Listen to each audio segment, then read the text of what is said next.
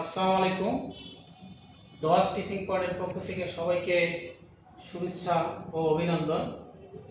আজকে আবারও হাজির হয়েছি যে কিভাবে হাতের 5টি আঙ্গুলের সাহায্যে ত্রিকোণমিতিক বিভিন্ন কোণের মান পাওয়া যায়। এটা আজকে আমরা শিখব। একটা অনুপাতের সাহায্যে কিভাবে বাকি অনুপাতের মানগুলো পাওয়া যায়, এই মজার জিনিসটা আজকে আমরা এই 5টা আঙ্গুলের সাহায্যে বের করে দেখাবো।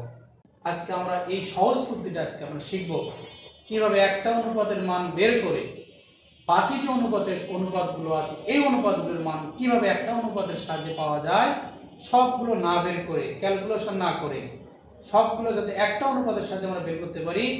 আজকে এরকম একটা ভিডিও আমরা আপনাদের সামনে নিয়ে এসেছি। এখানে দেখতে পাচ্ছ আমি এক সাইডে হাতের 5টি আঙ্গুল নিয়েছি এবং যেখানে শূন্য, আঙ্গুল 5টিকে 0, 1, 2, 3 এবং 4 দ্বারা প্রকাশ করেছি এবং প্রতিটি আঙ্গুলের ভেতরে আমি কোণ স্থাপন করছি, কোণের মান নিচ্ছি 0 ডিগ্রি, 30 ডিগ্রি, 45 ডিগ্রি, 60 ডিগ্রি এবং 90 ডিগ্রি। আমি যে এখানে আঙ্গুলের উপর 0, 1, 2, 3, 4 সংখ্যাগুলো যে নিয়েছি, এই সংখ্যাগুলোর সাহায্যে অর্থাৎ 0 এর সাহায্যে 0 ডিগ্রির মান বের করব, 1 এর সাহায্যে 30 ডিগ্রির মান বের করব, 2 এর সাহায্যে 45 ডিগ্রির মান বের করব, 3 এর সাহায্যে 60 ডিগ্রির মান বের করব এবং 4 এর সাহায্যে 90 ডিগ্রির মান বের করব।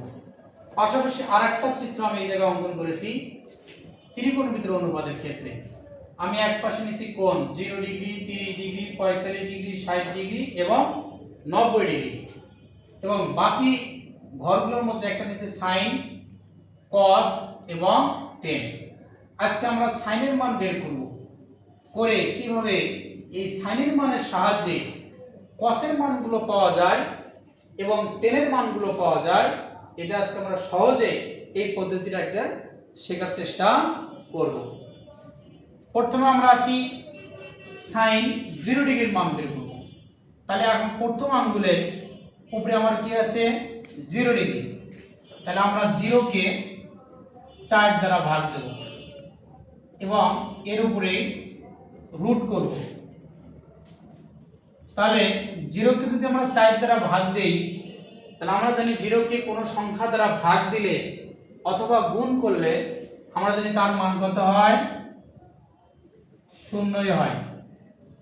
0 কে কোনো সংখ্যা দ্বারা ভাগ দিলে তার মান 0ই হয়, আর 0 এর উপর রুট করলে 0। অর্থাৎ sin 0 ডিগ্রির মান কত পেলাম, 0। sin 0 ডিগ্রির মান 0। এখন আমরা sin 30 ডিগ্রির মান বের করব। তাহলে sin 30 ডিগ্রির ক্ষেত্রে আমরা একইভাবে 1 কে 4 দ্বারা ভাগ দেব এবং এর উপরে কি করব, রুট করব। তাহলে এই রুটটা আমরা জানি, দেখো 1 এর উপরেও আছে, 4 এর উপরেও আছে। তাহলে 1 এর উপর যদি আমরা রুট করি তাহলে 1 এর বর্গমূল কত হয়, আমরা জানি 1 এর উপর রুট করলে 1 এর বর্গমূল 1 এ হয়। নিচে আবার 4 এর উপরে রুট আছে, তাহলে 4 এর উপর যদি আমরা রুট করি তাহলে 4 এর বর্গমূল কত হয়, 2 হয়। অর্থাৎ sin 30 ডিগ্রির মান কত হলো, 1/2। অর্থাৎ sin 30 ডিগ্রির মান 1/2। এখন আমরা sin 45 ডিগ্রির মান বের করব।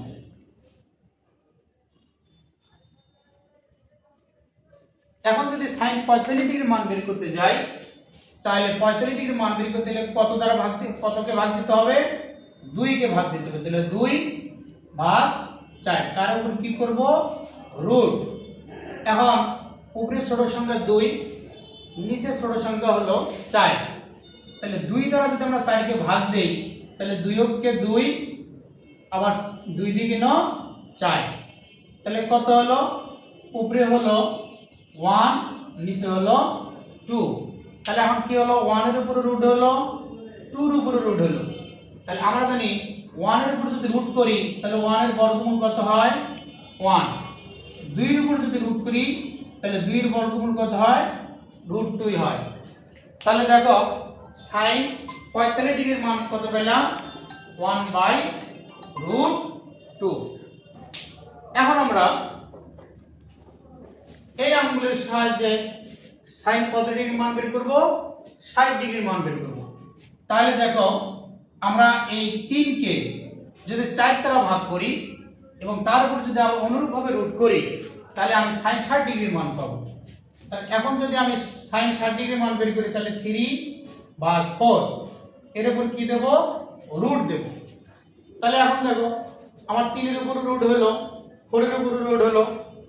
এখন যদি আমি 3 এর উপরে রুট করি তাহলে 3 এর বর্গমূল হয় না, তাহলে 3 এর উপর রুট করলে 3 বর্গমূল কত হবে √3 হবে।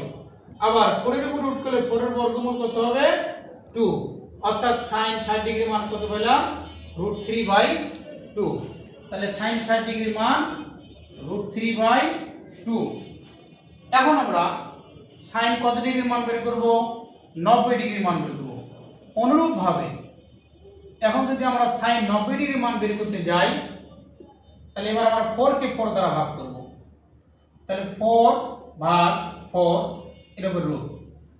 আমরা জানি যে একই সংখ্যাকে যদি একই সংখ্যা দ্বারা ভাগ দেওয়া যায় তাহলে একই সংখ্যা এবং উপরে 4 আছে নিচে 4 আছে তাহলে উপরে এবং নিচে একই সংখ্যা কাটা যাবে। আর আমরা যদি ভাগের ক্ষেত্রে যদি কাটা যায় তার মান কত হয় 1 হয়। তাহলে রুট তাহলে 4 4 কাটা গেলে ভাগের ক্ষেত্রে তার মান কত হবে 1 হবে। অর্থাৎ কোন সংখ্যা একই সংখ্যাকে একই সংখ্যা ভাগ করলে তার মান 1। তাহলে 1 এর উপর রুট করলে 1 এর বর্গমূল কত হবে 1 এ হবে। অর্থাৎ sin 90 ডিগ্রির মান কত হলো 1। তাহলে দেখো আমরা প্রথমে 0 কে 4 দ্বারা ভাগ করে তার উপরে রুট করে ওর বর্গমূল করে sin 0 ডিগ্রির মান পেলাম 0। 1 কে 4 দ্বারা ভাগ করলাম, ভাগ করে ওর উপরে রুট করলে রুট করার পরে sin 30 ডিগ্রির মান পেলাম 1/2। sin 45 ডিগ্রির ক্ষেত্রে 2 কে 4 দ্বারা ভাগ দিলাম, ভাগ দেওয়ার পরে ওর উপরে রুট করে তাহলে sin 45 ডিগ্রির মান পেলাম কত 1/√2। অনুরূপভাবে 60 ডিগ্রির ক্ষেত্রে 3 কে 4 দ্বারা ভাগ করে তার উপরে রুট বা বর্গমূল করে আমরা তার মান পেলাম কত √3/2। অর্থাৎ sin 60 ডিগ্রির মান পেলাম √3/2। এবং 90 ডিগ্রির ক্ষেত্রে 4 কে 4 দ্বারা ভাগ করে এর উপরে রুট করলে তার মান পেলাম কত 1। অর্থাৎ sin 90 ডিগ্রির মান পেলাম হলো 1। এখন আমরা আর আঙ্গুলের সাহায্যে না বের করে যেহেতু আমরা একটা বের করেছি এই একটার সাহায্যে cos এর মান কিভাবে সহজে পাবো, tan এর মান কিভাবে পাবো এখন আমরা এদিকে একটু লক্ষ্য করব। তাহলে এই ক্ষেত্রে বোঝানোর জন্য অবশ্যই মনে রাখতে হবে যে এখানে যে sin 45 ডিগ্রির মান পেলাম 1/√2 এই মানটা cos এর ক্ষেত্রেও ঠিক থাকবে, এটার কোনো পরিবর্তন হবে না।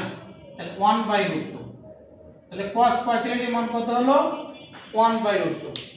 এখন বাকি থাকলো উপরে দেখো এখানে মাঝের সংখ্যা ঠিকই থাকার কারণে উপরে আমাদের দুইটা সংখ্যা বাদ থাকে, একটা হলো 0 আর sin 0 ডিগ্রির মান, একটা হলো sin 3 ডিগ্রির মান। নিচে বাদ থাকলো sin 60 ডিগ্রির মান আর sin 90 ডিগ্রির মান। এখন দেখো আমরা নিচ থেকে হিসাব করব। যেহেতু sin 90 ডিগ্রির মান 1 বের হয়েছে আমরা এই সংখ্যাটা নিয়ে যাব কোথায় এই যে উপরে, অর্থাৎ cos 0 ডিগ্রির মান কত হবে 1। তারপরে cos 30 ডিগ্রি মান এই মানটা নিয়ে যাব এই জায়গায়, তাহলে cos 60 ডিগ্রি মান কত হবে √3/2। দেখো আমার মাঝখানে 45 ডিগ্রি মান ঠিকই আছে। এখন অনুরূপভাবে এই যে মানগুলো আছে এগুলো আমরা যেহেতু নিচের মানগুলো আমরা উপরে নিয়ে গেছি এখন আমরা উপরের মানগুলো নিচে নিয়ে আসবো। তাহলে এখান থেকে এটা যাওয়ার পর এখান থেকে থাকবে তো হাফ, এই হাফ আসবে কোথায় sin 60 ডিগ্রির মান যদি পাশে √3/2 এখন cos 60 ডিগ্রির মান কত হবে এই হাফ আসবে এই জায়গায় এবং 0 আসবে নিচের ঘরে।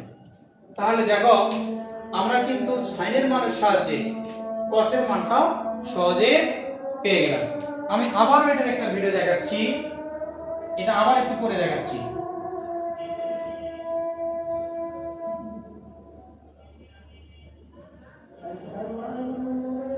তাহলে কি বলছিলাম যে সাইন 45 ডিগ্রি যেটা cos 45 ডিগ্রি সেটা হবে, অর্থাৎ 45 ডিগ্রি মানটা আমরা ঠিকই রাখবো।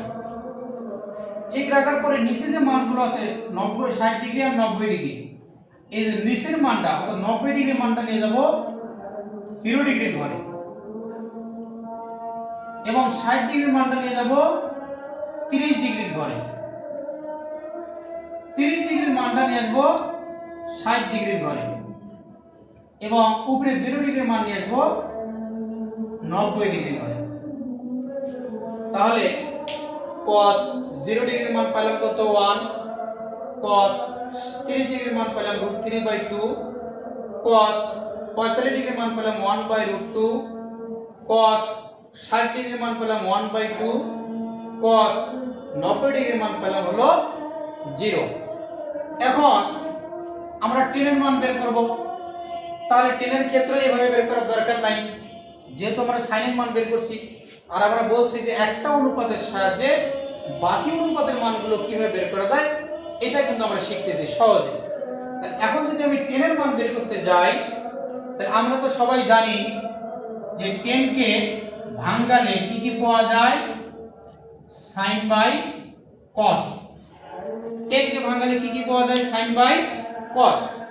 এখন যদি আমি tan 0 ডিগ্রির মান বের করতে যাই, tan 0 ডিগ্রির মান বের করব, তাহলে এখন দেখো আমরা sin এরও মান পেয়েছি, cos এরও মান পেয়েছি। আমরা এই জায়গায় এখন মানটা বসাই দিই। তাহলে sin এর মান কত পাইছি 0, cos এর মান কত পাইছি, cos এর মান পেয়েছি 1। তাহলে দেখো আবার শূন্য কিন্তু 1 দ্বারা ভাগ করা আছে। তাহলে আমরা তো জানি শূন্যকে কোনো সংখ্যা দ্বারা ভাগ করলে অথবা গুণ করলে তার মান কত হয়, শূন্যই হয়। তাহলে tan 0 ডিগ্রির মান পাইলাম কত, 0। অনুরূপভাবে এখন যদি আমি tan 30 ডিগ্রির মান বের করতে যাই, তাহলে এভাবেই করব। তাহলে এখন 30 ডিগ্রির ক্ষেত্রে আমি sin এর 30 ডিগ্রির মান কত পাইছি, sin এর 30 ডিগ্রির মান পাইছি 1/2। দেখো ভালো করে, sin 30 ডিগ্রির মান কত 1/2। তারপরে এই মাঝখানের দাগটার নাম কি, আমরা জানি দুটি সংখ্যার মাঝখানে যদি এভাবে চিহ্ন দেওয়া থাকে অর্থাৎ টান দেওয়া থাকে সেটাকে ভাগ চিহ্ন ধরতে হয়। এই চিহ্নটার নাম কি ধরতে হয়, ভাগ। এই যে মাঝখানে ভাগ দিলাম, নিচে আছে cos।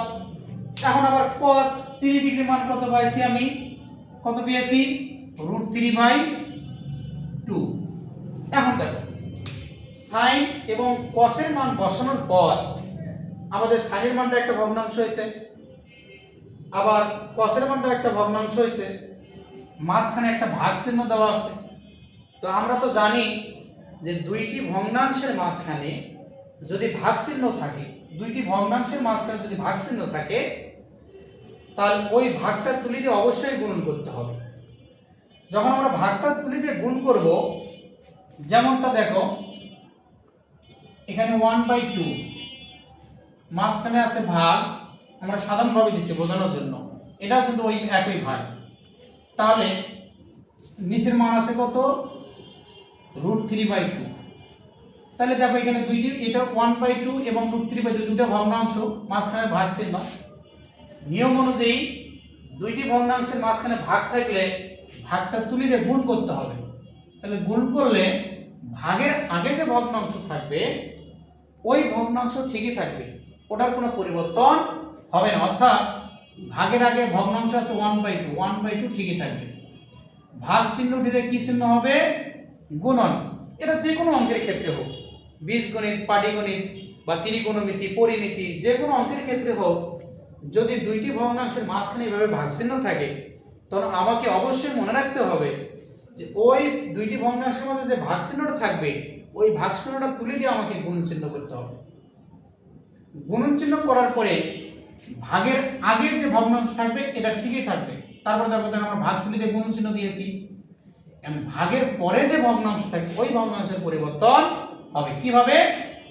এই নিচে যে হর আছে এই হর যাবে উপরে, আবার উপরে যে লব আছে লব আসবে নিচে। তাহলে এখন দেখো ভাগের ক্ষেত্রে ভাগটা তুলিতে আমরা গুণ করলাম, এখন উপরে এবং নিচে ভাগ করা যায় কিনা? তবে এখানে উপরে আছে 2 নিচে আছে 2, একই সংখ্যা ভাগ যায়, তাহলে উপরে 2 নিচে 2 কি গেল? কাটা গেল। কাটা যাওয়ার পরে উপরে থাকে কত? 1, নিচে থাকে কত? √3। অর্থাৎ আমি tan 3 ডিগ্রির মান কত পেলাম? 1/√3। অনুরূপভাবে এখানেও দেখো ওই একই ভাগ, আমি কিন্তু এটা দেখাইলাম ভালো করে। এখানে যদি আমি ভাগ উঠাই দেই তাহলে উপরে এখানে উপরে ভগ্নাংশ এটাই ধরতে হবে। ভাগের আগে যে ভগ্নাংশ যেমন এখানে 1/2, তাহলে এখানে উপরে ভগ্নাংশ ধরতে হবে। তাহলে উপরে ভগ্নাংশ ঠিকই থাকবে, গুণন নিচের ভগ্নাংশের পরিবর্তন হবে। এই নিচেরটা যাবে উপরে, উপরেরটা আসবে, অর্থাৎ নিচে যে 2 আছে 2 যাবে উপরে, √3 আসবে নিচে। তাহলে এখানে আমার মান বের হলো কত? 1/√3। আমি এটাকে বোঝানোর জন্য আমি এভাবে তোমাদের সামনে এটা উপস্থাপনা করলাম। তাহলে দেখো আমি সাইন এবং কসের মানের সাহায্যে কিন্তু আমি কি পেলাম? tan 30 ডিগ্রির মানটা পেয়ে গেলাম। এখন তবে আমি যদি সাইন 45 ডিগ্রির মানটা দেখি, সাইন 45 ডিগ্রির মান কত পাইছি? 1/√2। এবং cos 45 ডিগ্রির মান কত পাইছি? 1/√2। তাহলে আমরা tan 45 ডিগ্রির মান বের করব, কিভাবে বের করব? তাহলে এখানে দেখো মান বসাই, sin 45 ডিগ্রির মান হলো 1/√2 ভাগ cos 45 ডিগ্রির মান হলো 1/√2। তাহলে এখন যদি আমি ভাগ উঠাই দেই, এখন তো বুঝতে পারতেছো, তাহলে 1/√2 ঠিকই থাকবে, গুণন নিচের ভগ্নাংশের পরিবর্তন হবে। তাহলে এই √2 আর এই √2 কি যাবে? কাটা যাবে। তাহলে উপরে থাকলো 1, নিচে থাকলো 1, 1ও কাটা যায়। আমরা জানি 1 এর কোনো দাম নাই, তারপর দেখে দিলাম। তাহলে যখন ভাগ অবস্থায় যখন কাটা যাবে, যখন কিছু থাকবে না, আর ভাগের ক্ষেত্রে যখন কাটাকাটি সব যাবে, তখন তার মান হবে কত? 1। তার মানে tan 45 এর মান কত বের হলো? 1। অনুরূপভাবে tan 60 ডিগ্রির মান কিভাবে পাওয়া যাবে তোমরা কমেন্টে তা জানিয়ে দেবে।